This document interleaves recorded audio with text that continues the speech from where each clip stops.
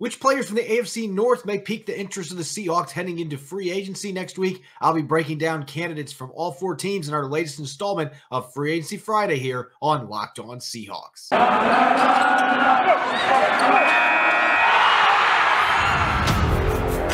You are Locked On Seahawks, your daily Seattle Seahawks podcast.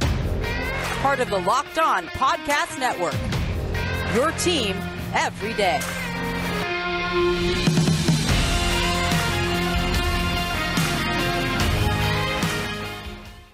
Greetings, 12. This is Corbin Smith, your host for Locked On Seahawks. Riding solo today, Rob Rang and Nick Lee out of town. So going to be doing this show on my own, tackling your listener questions, weekly mailbag segment. Looking forward to that. And continuing our free agency roundup, looking at the AFC North, Cincinnati Bengals, Pittsburgh Steelers, Baltimore Ravens, and the Cleveland Browns, which pending free agents from that division might pique the interest of the Seahawks. Jam-packed Blue Friday episode coming your way as always. Thanks for making Locked On Seahawks your first listen 5 days a week.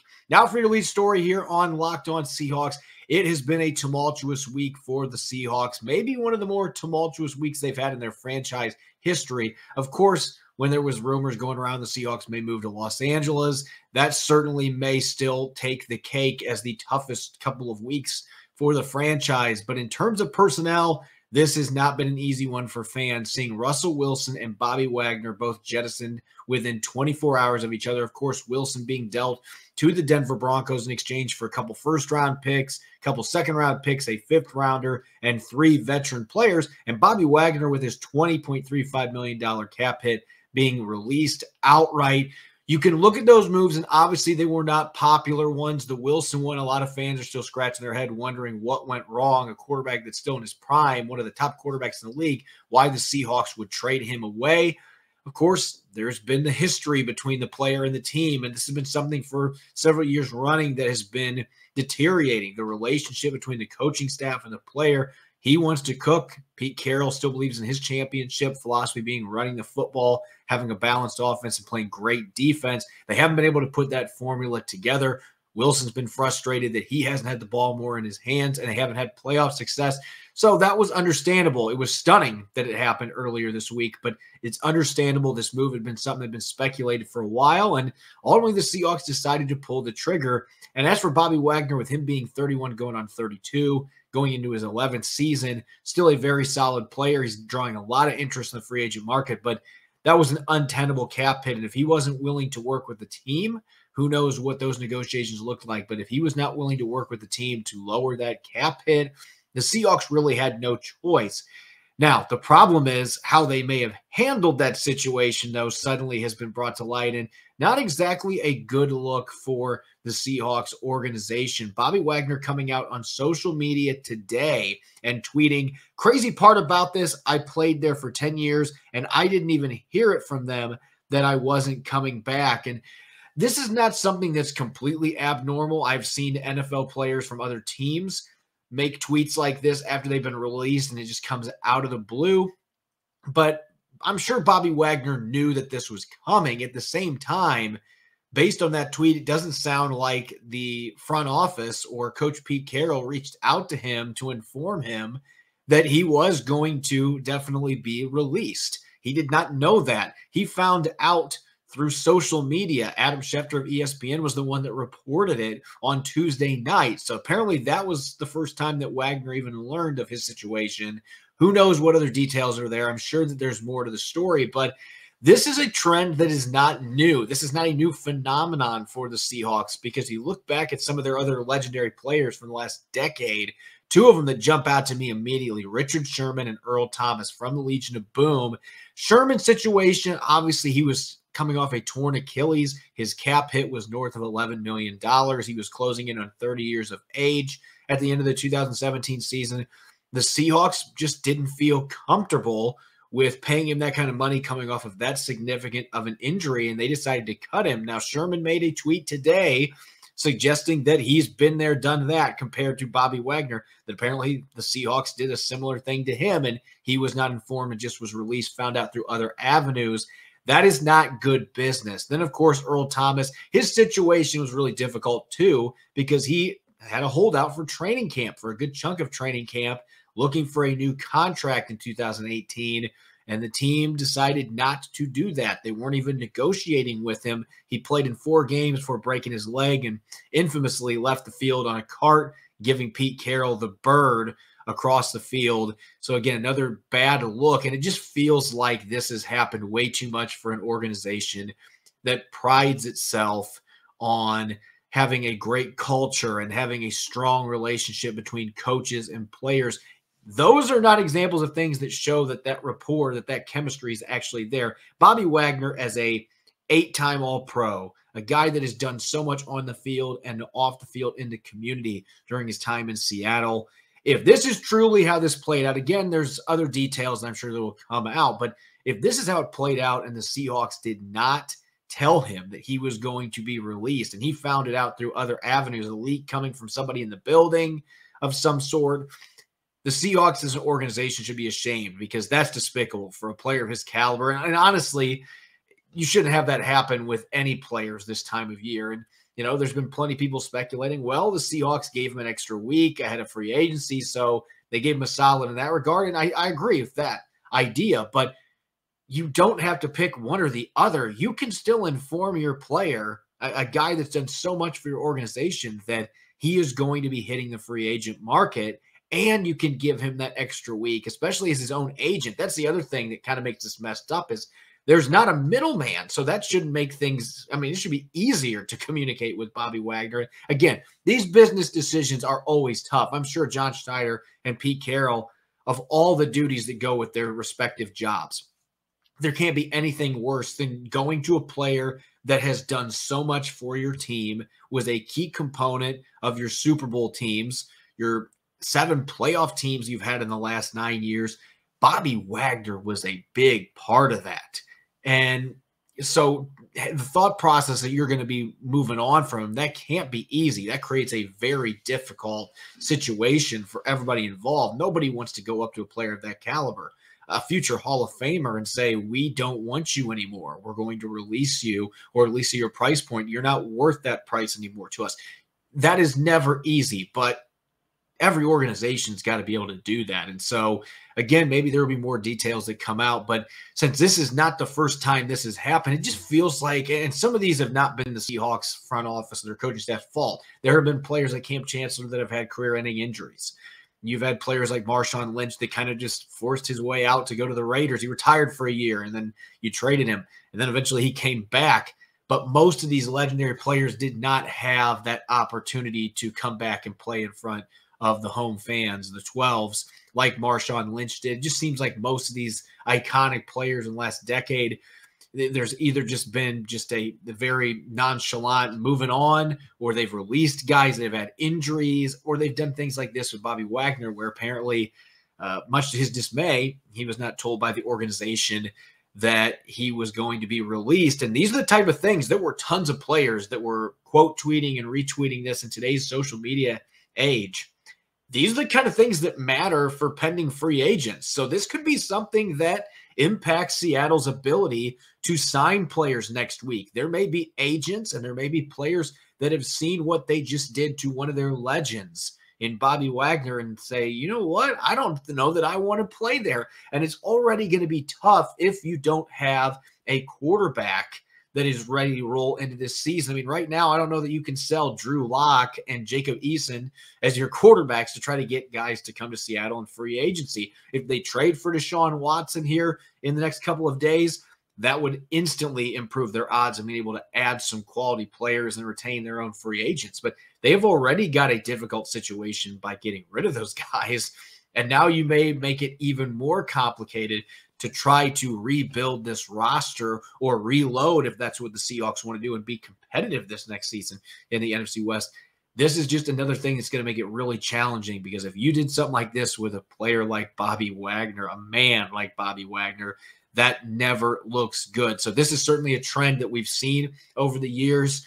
And there's been a lot of other players that have come out and said, this is not the John and Pete that I know. When Zach Miller, for example, the tight end, said, hey, I had hard feelings for a while, but they told me I was going to be released, and I ended up understanding. So there were players that came out defending them. Maybe this isn't normal behavior, but it has happened a few times. And the timing of this right now, it really was a rotten cherry to put on top of a week that has just been dreadful for fans. And I'm sure it's been dreadful for the organization and a lot of the players that are on the team when you move on from two players like that. So unfortunate circumstances. Hopefully the Seahawks can find a way to right this ship, at least try to come out and maybe they make a statement about this or maybe more details come out. But it certainly looks like they slighted Bobby Wagner, and that's not something that should be happening to a player of his caliber. Going to be tackling your mailbag questions here in a moment. Looking forward to it. Didn't get to answer questions last week because of all the craziness going on in the offseason. So I'll be answering as many of those as I can. It's that time of year again as college basketball's tournament is finally upon us.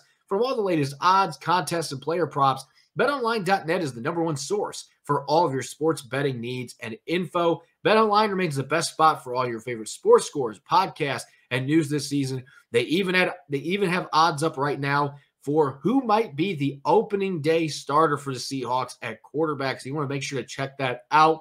And they don't just have basketball. BetOnline is your continued source for all of your sporting wagering information needs, including live betting and your favorite Vegas casino games. Head to the website today or use your mobile device to learn more about the trends in action. BetOnline, where the game starts.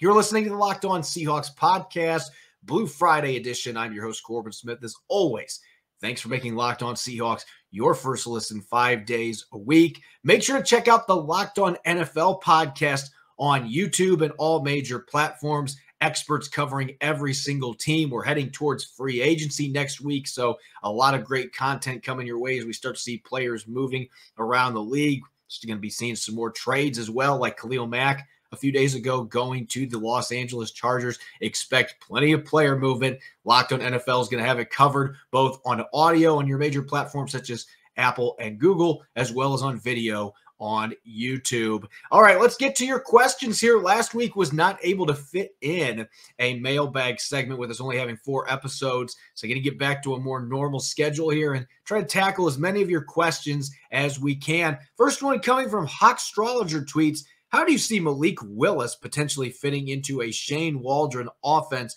What areas does he shine in, and where do you see him struggle? So let's start with the areas that I've seen on film that worry me a little bit.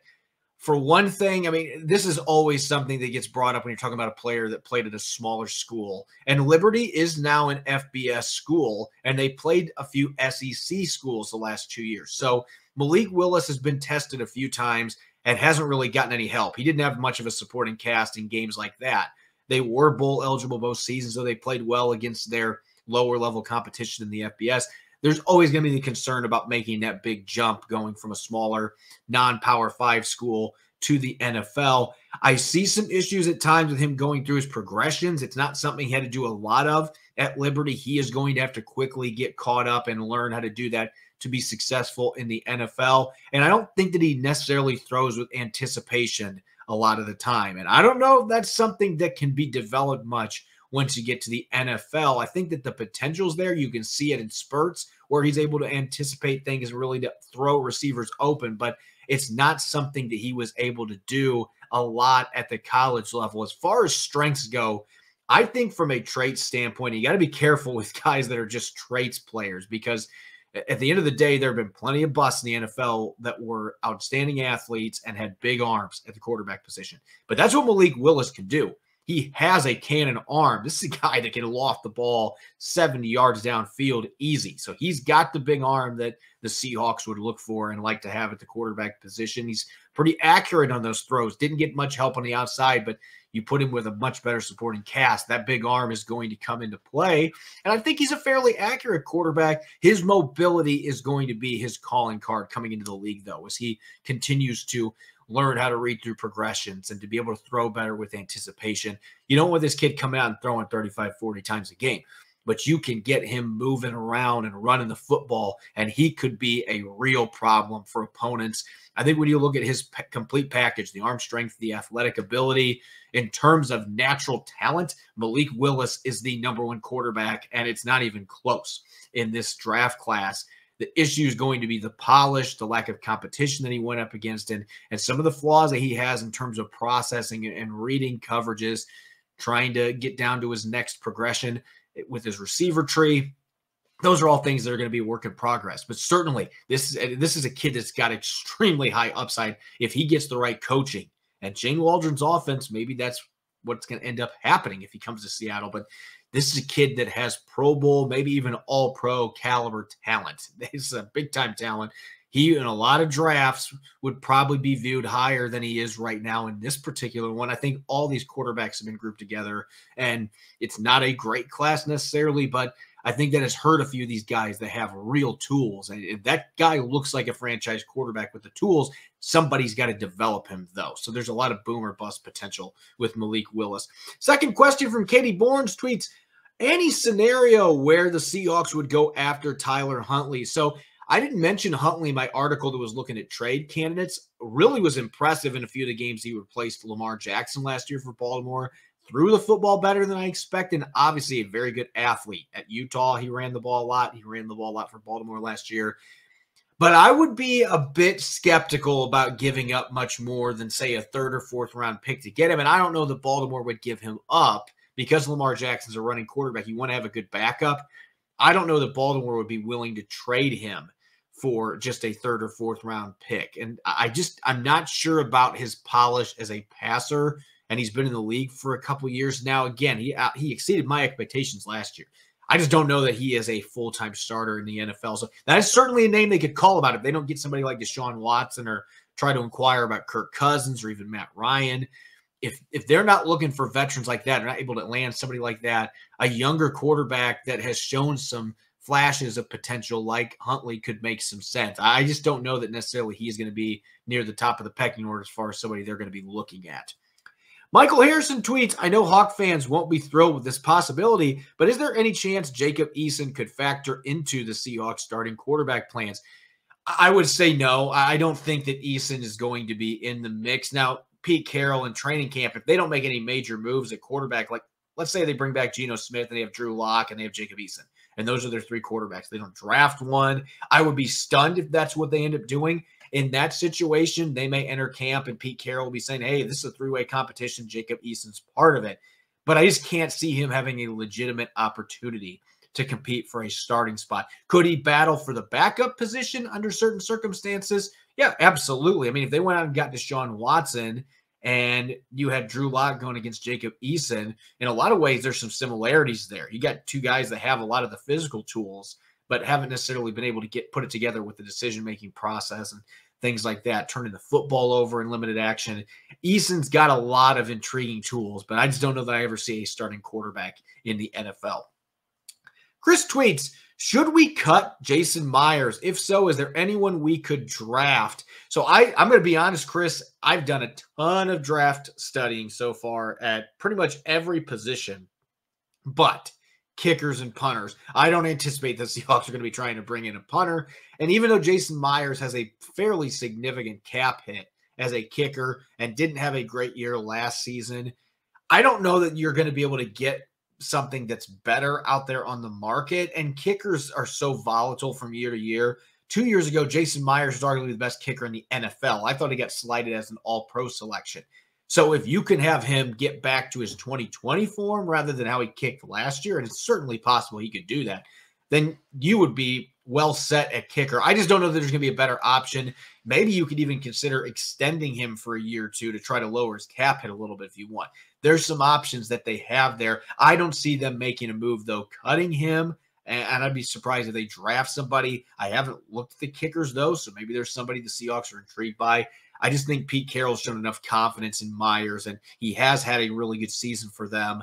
Played well at times last year. I'm just not anticipating that that's going to be a position where they're going to be prioritizing, trying to go out and see if they can find an upgrade and moving on from Myers.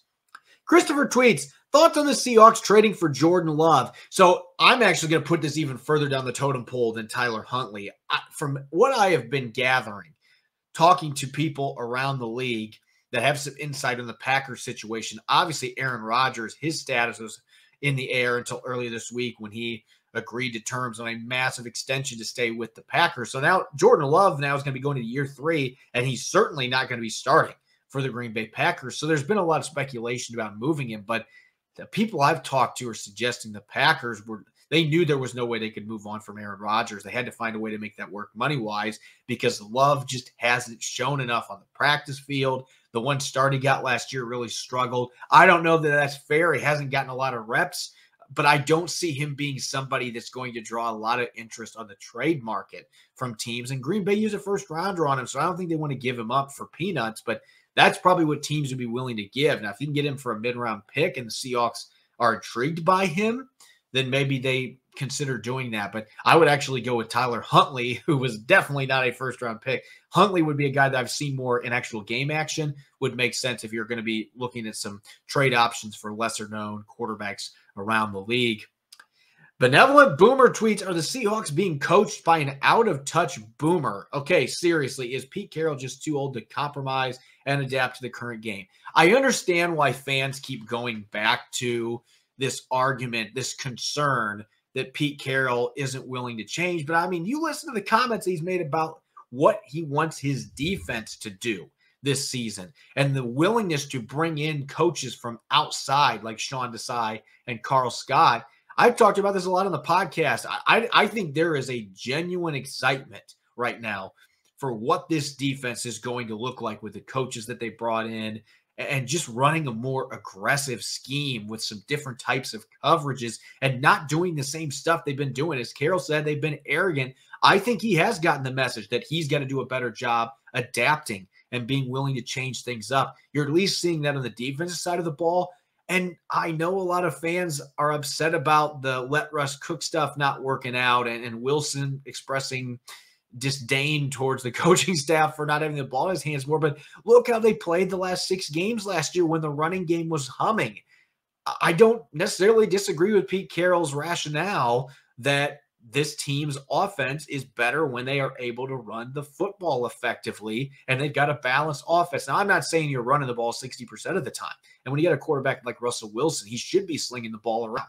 But having a priority for the run game should not be viewed as a problem. Really good football teams can do both, and that's been an issue at times for the Seahawks, in part because of the injuries they've had. So, yes, they've got to be willing to go more with the modern game, with the passing game, the short, quick game, play action, stuff like that. But at the same time, this offense was better last year when they had that run game rolling. And I think that's what Pete Carroll wants to see for a full season. Can we keep some backs healthy? Can our line play well from the outset and have a good run game to go with whoever's playing quarterback? So there's certainly some things you'd like to see adjustments from, but I think fans should be encouraged by the things they've heard from Pete Carroll, particularly on the defensive side of the football. Last question here coming from Gail tweets, why doesn't Jody Allen get involved with these terrible decisions? So I don't know what goes on in the meetings between Jody Allen, Pete Carroll, and John Schneider. Carroll hasn't given any specifics on that, and he's not going to. But I don't know that, these arguments that Jody Allen just kind of letting them do whatever they want really hold water. I think that Jody Allen's probably had some discussions with him that have been pretty candid, and who knows what it's been like in terms of their discussions on Russell Wilson. That stuff behind closed doors, we don't know, but we can assume that Jody Allen okayed that she was fine with that trade, and there were things going on, as I mentioned, that kind of made it look like it might be the only move they had at this point if they're being smart, getting maximum compensation back. So, yeah, maybe Pete Carroll's got a bit too much power. That's been an argument that's been said by a lot of people in the media, but I don't know that necessarily that's what's going on and that she's not involved in that process.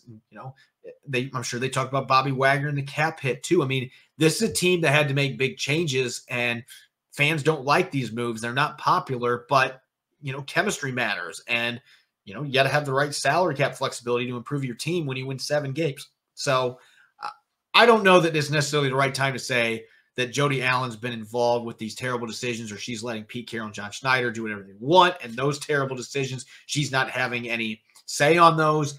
I think that it's a bit misleading to say that, given what we know the meetings they had this offseason. But we'll see. If these moves all end up blowing up in Seattle's faces and then Jody Allen's up firing a coaching staff, it might just be a repercussion of, oh, I wasn't involved enough, or I didn't voice my opinions on the state of the team enough last year. So I think it's just a bit early to be jumping to conclusions. First off, these are terrible decisions, and that Jody Allen was not involved in making those decisions.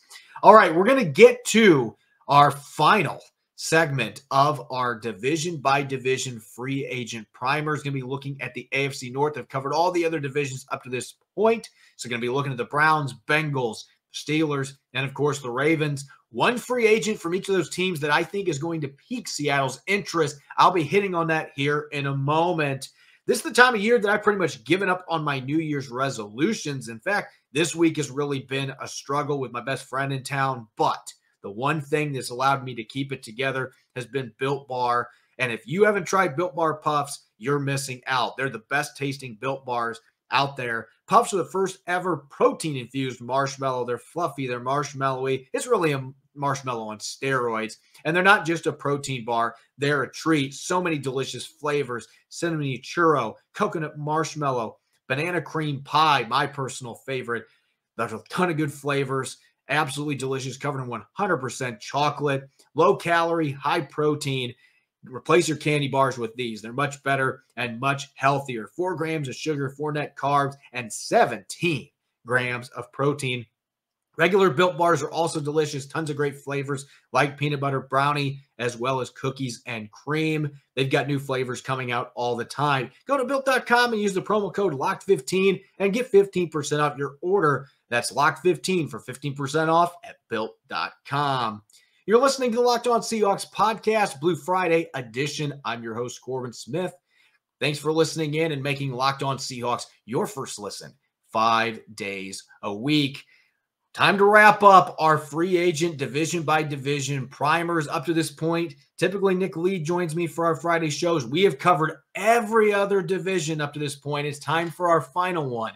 The AFC North. Cincinnati Bengals, Pittsburgh Steelers, Baltimore Ravens, and Cleveland Browns, a division that had a couple of playoff teams a year ago. This is going to be a fun division to watch moving forward, too, because a lot of really good young quarterbacks in this division.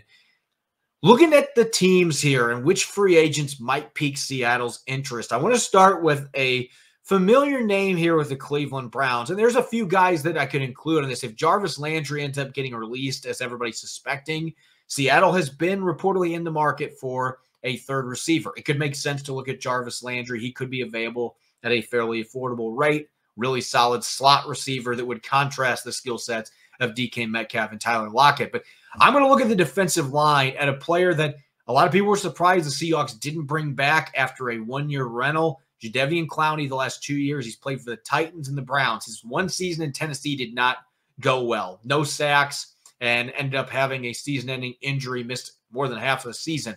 But he was really good for the Cleveland Browns last year. Certainly helps having Myles Garrett and some of the other guys they have in their defensive line to take some pressure off him. But 9 sacks last year, which is one of the better seasons that Clowney has had in the sack department. And we know he's an extremely disruptive run defender. I think he's got some positional versatility that you can run him in a 3-4 or 4-3 defense.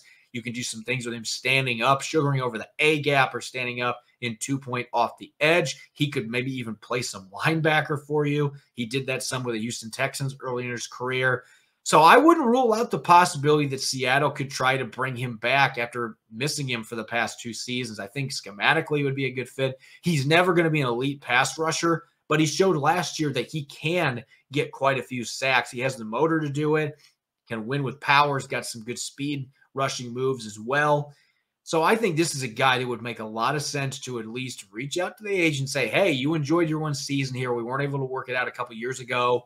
Let's see if we can come to terms on a 1 or 2 year deal, because they certainly need any help they can get on the defensive line. And I thought Clowney was a good fit. He was banged up late in his lone season with the team that impacted his production. But, I mean, he had a couple games where he was absolutely dominant.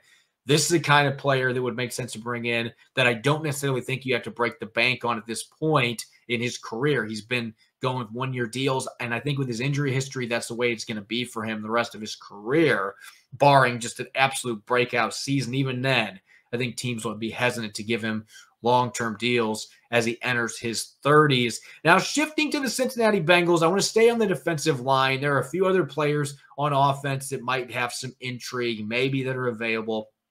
But there are a couple of defensive tackles on this Bengals roster that were key components of their Super Bowl run a year ago that might be available. So I'm going to roll with Larry Joby, who got injured in the playoffs this past January. So he didn't play in the Super Bowl or the AFC title game, but this guy has had at least 5.5 sacks in 3 of the past 4 years. His run defense, at least according to Pro Football Focus, has been very up and down. Last year got a pretty poor grade. Year before that had a really solid grade. He has been inconsistent as a run defender. So that might be something that scares the Seahawks away. They don't want interior defenders that are struggling against the run. That has always been a major priority for Pete Carroll and his defense. He wants big guys that are stout in the trenches and can hold up at the point of attack against single and double teams. But this is a guy that's got great athleticism, good burst at 305 pounds, and obviously has a track record as a pass rusher. They need pass rushing help anywhere they can find it. That includes in the interior. You might lose Al Woods. Joby is not the same type of player, but he is going to bring some different skill sets to this defense. That pass rushing ability is going to be a big reason why I think that he's going to generate some interest on the market. Maybe not one of the top DTs out there, but Seattle should at least take a look, see what it's going to cost to sign him, because you team him up with Puna Ford, that could be a very disruptive interior defensive line. Going to the Pittsburgh Steelers, I've talked 2 defensive linemen up to this point. I thought about another one with Pittsburgh, but I'm actually going to go out to wide receiver, and it's not Juju Smith-Schuster. I've seen a lot of talk about him as a possibility. He's only 25 years old and playing with a better quarterback, depending what Seattle does at the position. Maybe it would make sense to bring him in as your third guy, but I think a player like Ray McLeod would make the most sense. He had almost 40 receptions a year ago and only averaged 7 yards per catch. Not a guy that was generating big plays downfield. There were a lot of plays where he was catching swing passes and screens. So not necessarily a dynamic downfield threat. And he's not going to be any better than like your 4th receiver. But he's an outstanding kick and punt returner. And I think the Seahawks need to invest in somebody back there. Now, maybe D. Eskridge gets those duties next year if he's healthy. They just weren't able to get him up to speed enough to be able to use him on offense and special teams last year. But if you're wanting him to focus mainly on offense, I think that Ray McLeod would make a lot of sense. He's only 25 years old. He's an explosive athlete. He's had a 58-yard run before as well, so he might be a guy that you can mix some jet sweeps in on offense to use his speed and his quickness. So not a big name, maybe not somebody that a lot of fans have heard of, but he's one of the better kick and punt returners in the league today, and he's got some receiving skills, so he could be a guy that could pitch in occasionally on offense. I think he'd be a guy that would make a lot of sense, mostly because of the special teams aspect. And if there's really been one weakness for Seattle on special teams, they haven't had that dynamo back there since they phased Tyler Lockett out that really can strike fear in the defense if you kick to him. McLeod's a guy that could do that playing in Seattle. And last but not least, the Baltimore Ravens. Baltimore's got some pretty good free agents hitting the market. They got a lot of players north of 30. Maybe not necessarily the ones that are going to be drawing a ton of attention from other teams for that reason. But I am going to list a significantly older player here that isn't in his prime anymore, is not the pass rusher that he used to be. Clais Campbell had just 1.5 sacks last year. He's going to be 36 years old.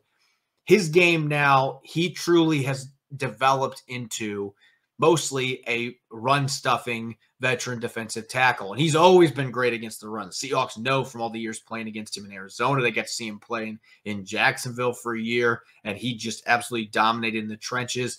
He's still a guy that can generate interior pressure, and he can get some quarterback hits. The sack numbers have just declined tremendously the last couple of years, and I wouldn't expect that he's going to bounce back in that department too much. Maybe he's able to get you 3 or 4 sacks, and that would be quality production of a defensive tackle. But I just think the leadership that he brings to the table, still an outstanding run defender, had an 80-plus grade as a run defender last year for Pro Football Focus. He had double-digit quarterback hits, so he can still generate pressure, just not going to be getting quite as many sacks as he did at earlier points in his career. He's well-respected across the league, was a Walter Payton Man of the Year winner a few years back, right before Russell Wilson got his in 2020. He's actually the guy that awarded him that. So he's just a great presence in the locker room. And without Bobby Wagner, you want to find some guys that can fill that leadership void. Caleus Campbell in the short term can do that. And what an asset for some of your other defensive tackles. You can't tell me Poona Ford and Brian Monet would not be eating up everything they could get from Clais Campbell, a guy that has seen everything in the league and has been one of the best defensive tackles for more than a decade. Outstanding player. So this entire list, even though he is the oldest player and doesn't have a lot of football left in him, I think Clais Campbell will be a fun addition on a one-year deal to really bolster that defensive line, and he'll provide some pass rush for you too. Maybe not the sacks, but he can still provide some pressure while being a stout run defender. Thanks for making Locked On Seahawks your first listen 5 days a week. Make sure to check out the Locked On NFL Draft podcast as well. Eric Tracy and former NFL quarterback Eric Crocker bringing you all the latest NFL draft news, insight, and analysis on college football prospects and NFL front offices. It's free and available wherever you get podcasts. You can follow me on Twitter at Corbin Smith NFL. Make sure to check out Locked On Seahawks on Apple Podcasts, Google Podcasts, Spotify, and of course 5 days a week streaming on YouTube. Coming up on our Monday episode, I'll be rejoined by my co-host Rob Rang. The two of us will be combing through all the latest mock drafts that are out there on the internet, and we got a very special guest that's going to be joining us for the third quarter. You won't want to miss. It's going to be one heck of a show coming up on Monday. Enjoy the rest of your weekend. Thanks for listening. Go Hawks.